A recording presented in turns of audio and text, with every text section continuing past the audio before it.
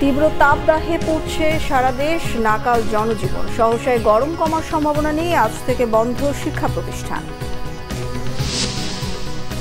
Israel ও ইউক্রেনকে সহায়তায় যুক্তরাষ্ট্রের প্রতিনিধি পরিষদে একদিনে $৯,৫০০ কোটি বিল পাস।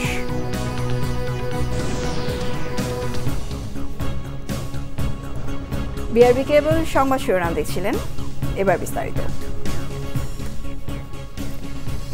তীব্র তাপদাহ চলছে সারা দেশে। হিটস্ট্রোকে গতকাল চুয়াডাঙ্গা, পাবনা, গাজীপুর ও কুষ্টিয়ায় 4 জনের মৃত্যু হয়েছে। শনিবার এই মৌসুমে দেশের সর্বোচ্চ তাপমাত্রা ছিল যশোরে, এর কাছাকাছি চুয়াডাঙ্গায়। হাঁসফাঁস জনজীবনে। এদিকে তীব্র তাপদাহের কারণে আজ থেকে 27 এপ্রিল পর্যন্ত বন্ধ থাকবে শিক্ষা প্রতিষ্ঠান। প্রতিনিধিদের পাঠানো তথ্যছবিতে ডেস্ক রিপোর্ট। তাপপ্রবাহের তীব্রতায় পড়ছে যশোর ও চুয়াডাঙ্গা। এ দুটি জেলা সহ আশেপাশে প্রতিদিনই বাড়ছে তাপমাত্রা। এক সপ্তাহ ধরে যশোরের তাপমাত্রা 40 থেকে 42 ডিগ্রি সেলসিয়াসে ওঠানামা করছে।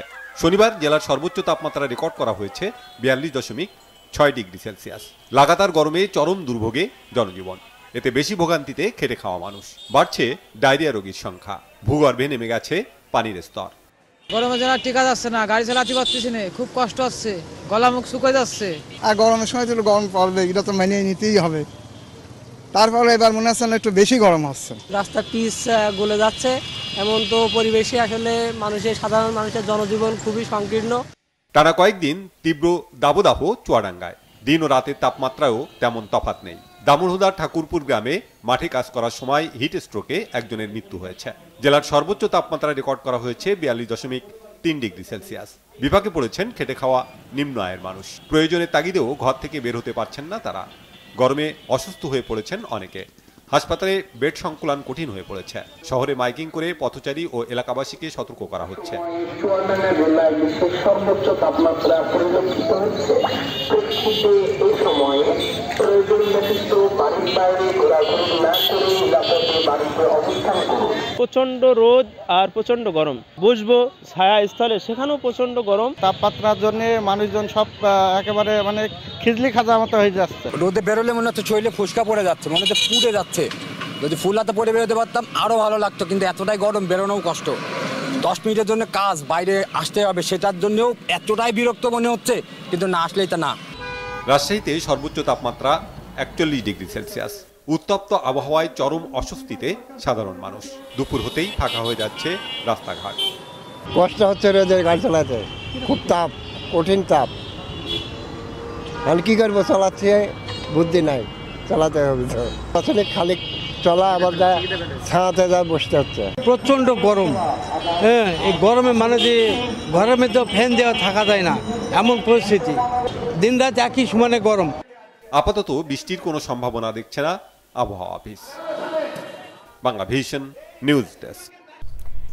শিশুদের চেঁচামেচি আর হই হুল্লোড়ে মুখর শরীয়তপুর পার্ক। শিশুদের বিনোদনের এমন সুযোগ তৈরি করে প্রশংসায় ভাসছে জেলা প্রশাসন। সৈয়দুজ্জামান খানের পাঠানো তথ্যছবিতে ডেস্ক রিপোর্ট। বাঁধভাঙা আনন্দ শিশুদের, চেঁচামেচি আর হই হুল্লোড়ে মুখর পুরো পার্ক। জেলা প্রশাসক মোহাম্মদ নিজামুদ্দিনের উদ্যোগে সদর হাসপাতালের উল্টো পাশে 1 একর জমির উপর নির্মাণ করা হয়েছে একটি পার্ক। নাম দেয়া হয়েছে শরীয়তপুর পার্ক। সম্পূর্ণ কাজ শেষ না হলেও ঈদের দিন থেকে খুলে দেওয়া হয়েছে শিশুদের জন্য। শরীয়তপুর অঞ্চলের ছোট ছোট শিশুরা বেশ এই পার্কের মাধ্যমে আনন্দ উপভোগ করছে। বিনোদনের জন্য একটা ব্যবস্থা হয়েছে এখানে, প্রশাসন এটা করছে, এটা খুব ভালো হয়েছে। বাচ্চাদের নিয়ে ঘুরতেছি আর কি, ভালো লাগতেছে আর কি, বাচ্চাদেরও ভালো লাগে। এখানে অনেক অনেক পার্কের মতো কিছু আছে। আমি দোলনা খাইছি এবং অনেক মজা করছি এবং আমার অনেক ভালো লাগছে, অনেক আনন্দ পেয়েছি।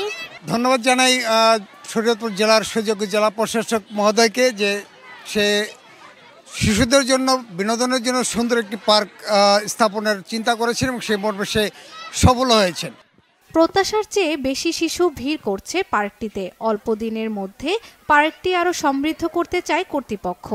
শরীয়তপুর শহরের মধ্যে কোথাও কোনো শিশুদের জন্য কিংবা অন্য যে কোনো বয়সের জন্য বিনোদনের কোনো জায়গা কিন্তু ছিল না।